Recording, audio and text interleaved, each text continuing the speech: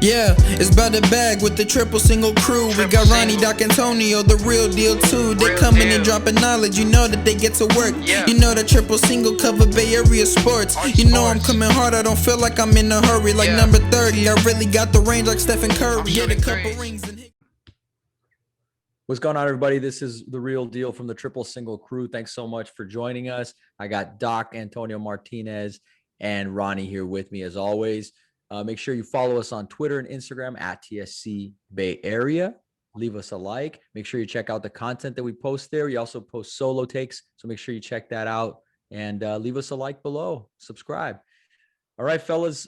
So just to continue the conversation as far as the 49ers goes, this is an interesting one, and I really like this topic. The idea of should whoever they pick, whether it's Justin Fields or even Trey Lance, should that player get a year to develop, or do you think that they'd be ready to start right away? Let's assume, let's live in a world where Jimmy G does get traded on draft day, because I know they said he's coming back, he's going to be the starter, but let's live in that world for a second. Do you see the rookie being able to come in and start right away? And which rookie would it be? What do you think, Doc? Yeah, this is a good question. So I'll answer it based off of the scenario that you presented, which is Jimmy G is traded on draft day. And I think if that is the case, you leave the possibility open a lot more for that young quarterback to potentially start. My hope, right, is if that is the case, it would most likely be a Justin Fields. Again, we mentioned it in the last episode. He has a lot of big game experience. He played in a really big conference, and he's produced 2 years in a row. He's basically produced every time he's had the chance to play college football. And so if there's any guy that could potentially jump in and produce for the team, it would most likely be him, because not only would he have the weapon of his arm, he'd have the weapon of his leg, right? Which might allow Kyle to simplify the offense just a tiny bit. While at the same time evolving it, right? Because maybe he would then utilize a little bit more of Justin Fields' legs as a weapon and just something else that defense have to worry about. So yeah, it would probably be Justin Fields. But if there was somebody like, I know Minshew, I believe, is still out there as a free agent, or would we have to trade for him? Can you remind me? We'd have to trade for him. Okay, so I know that's somebody else that has been talked about, especially since the Jaguars are most likely going to go Trevor Lawrence with the number 1 pick.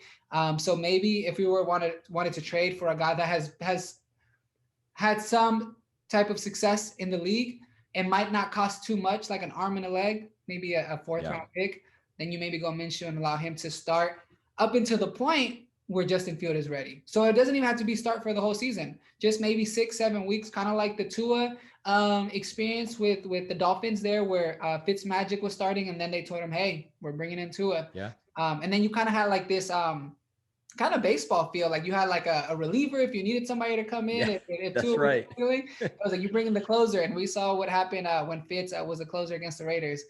Shout out Ronnie there. Oh, that game cost us a playoff chance, man. Shots fired, Ronnie. What do you got to say? I totally agree with Doc. I believe that, Jimmy G were to get traded, I feel like just with Justin Fields' overall experience, 2 years in a row at Ohio State and the way he's produced, I think he'd be ready to go. But if it were like somebody else, I feel like you said, like that 6 to 7 weeks, just let them develop behind a quarterback like Minshew, because Minshew, I mean, he's a above average quarterback. I feel like he's solid. He's been successful so far, in the time that he's played. Obviously, Jaguars haven't really gone anywhere, but like just his play, like, he's a quarterback that can definitely like stay in the NFL for a long time. So, like a Trey Lance or Zach Wilson, if they learn from him, I believe that, mid-season that they could definitely, come in and, work with that offense. Yeah. I think if there were to be Trey Lance that we were to draft, then that would increase the odds that we probably keep Jimmy, especially since Trey Lance just went a full year without really playing football. I think Trey Lance would definitely need someone to maybe learn the offense behind for probably a year, though. So that's my feelings on Trey Lance. Yeah, no, I think for each quarterback it's a little bit different. Yeah. The learning curve. Yeah, like, for like San Francisco's case, Trevor Lawrence is not going to be there. Zach Wilson might not be there, but like with Justin Fields, like we said before, the big games, he's ready to go. Just his like motivation and need to win every single Sunday, he's ready for it. Like, with with a Mac Jones, you know, probably develop, or even a Trey Lance. So it depends on the quarterback. So it just varies. That's what I think. But Yeah, I actually think you guys are right on with Justin Fields, especially in terms of his readiness to step in and still be able. I think what you said, Doc, is, you know, if he can't hurt you with his arm, he'll hurt you with his legs too. Out of all these guys, and he's had the college experience in big games, so I think he'd be more ready than, you know, including Zach Wilson and Lance and stuff. But I have to tell you guys, I mean, I went back and I kept rewatching. I'm starting to really like Trey Lance more. Maybe I'm dissecting things too much, and I'm not putting any attention to the fact that he missed basically a full season.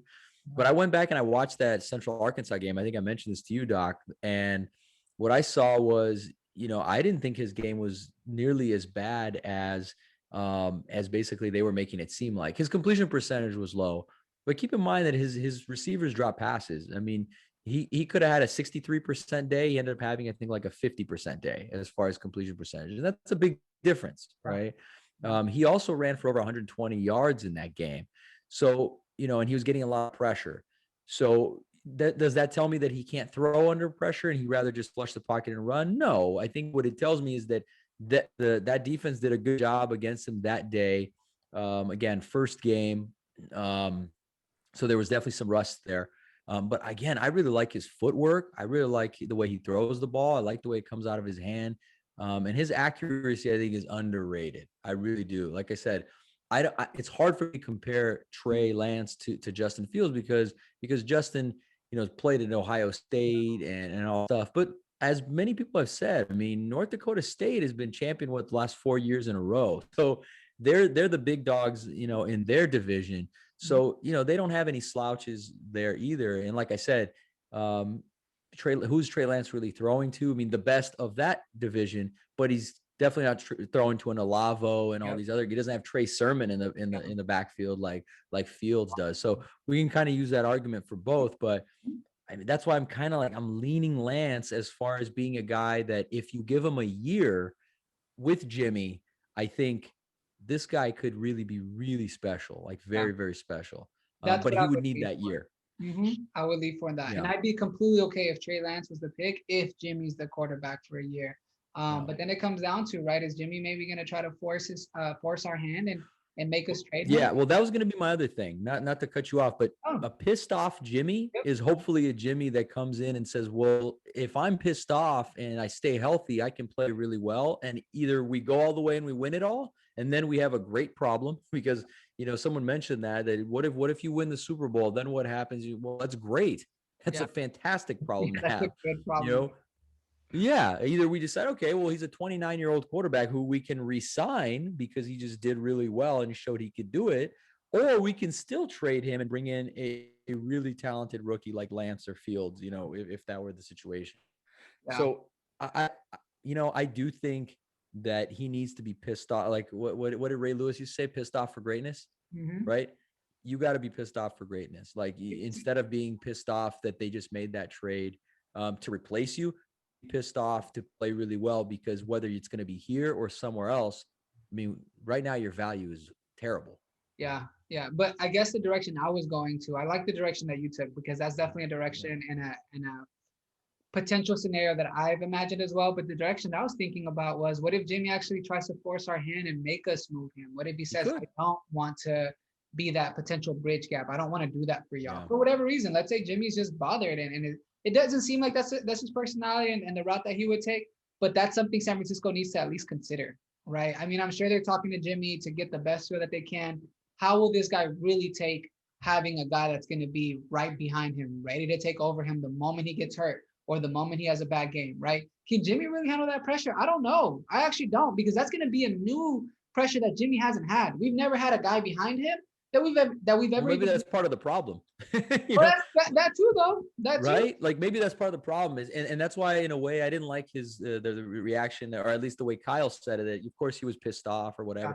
It's like I wouldn't be pissed off if towards my coach. I would be pissed off personally. Like my wife could see that, but towards my coach, I would be excited. I'd be like, yeah, coach, I'm excited. I want to compete. I want guys in here that can compete, because let's be really honest. You know, I can like CJ as much as I want to, and people can love Nick Mullins, but those dudes were a cut below what Jimmy was doing.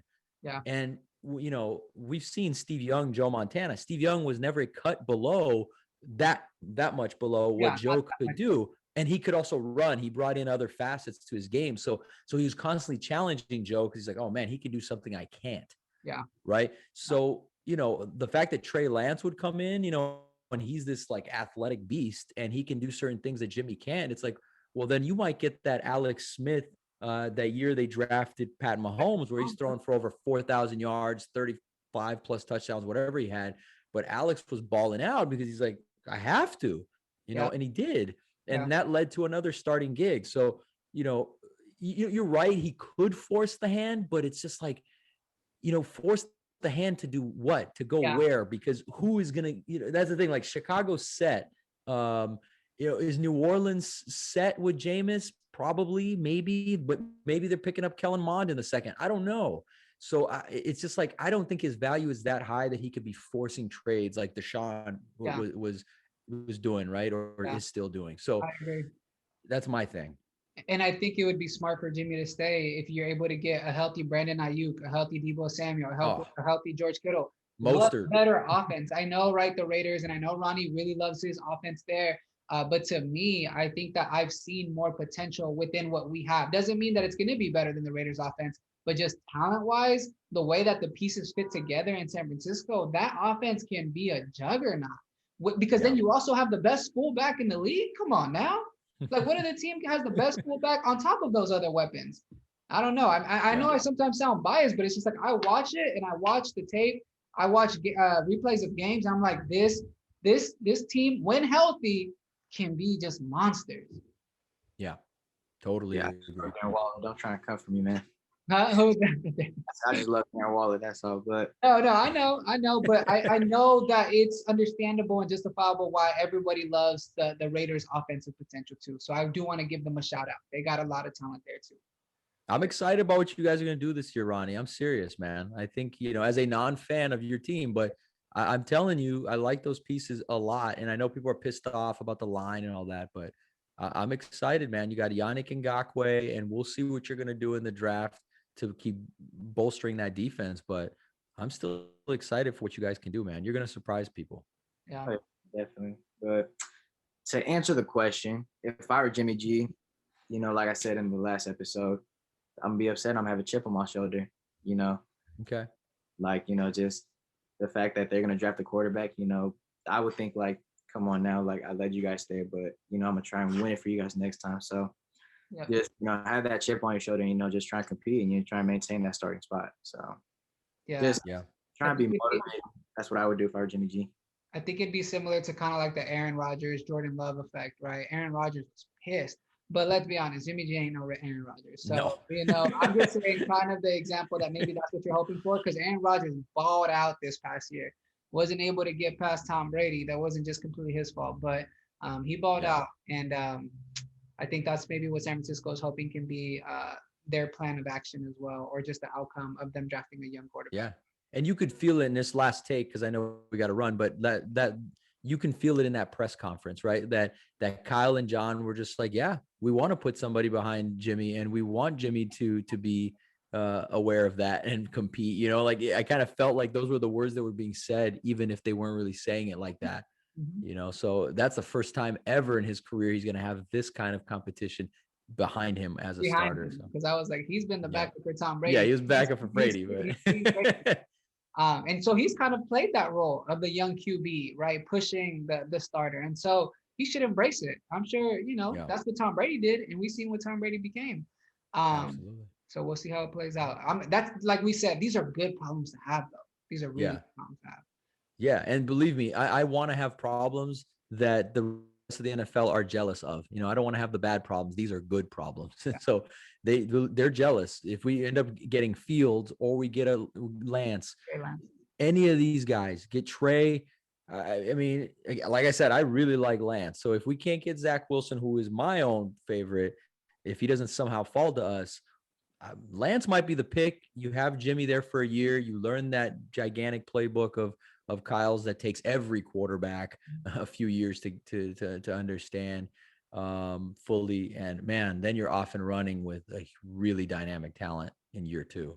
So. Yeah. Last thing I'll say is I think the Raiders left to Vegas because they knew San Francisco would have been putting the pressure on them to have to make a big move. They would have been like, dang, all their fans would have been like, what are y'all doing? Where are we trading up to? So they're like, we're in Vegas. We're not in the Bay Area no more. Y'all can still root for us, but we're in Vegas. We got a new fan base. Yeah, it's gonna be fun. It's gonna be fun in the Death Star over there for you guys, man. It's Vegas. We'll see. All right, but with that, everybody, thanks so much again for joining us. Leave us some comments. We really appreciate your support as always. And shout out to Ronnie's mom. Didn't want to forget that. Thank you so much. Always. Thanks, everybody. See you next time. Take care. Bye.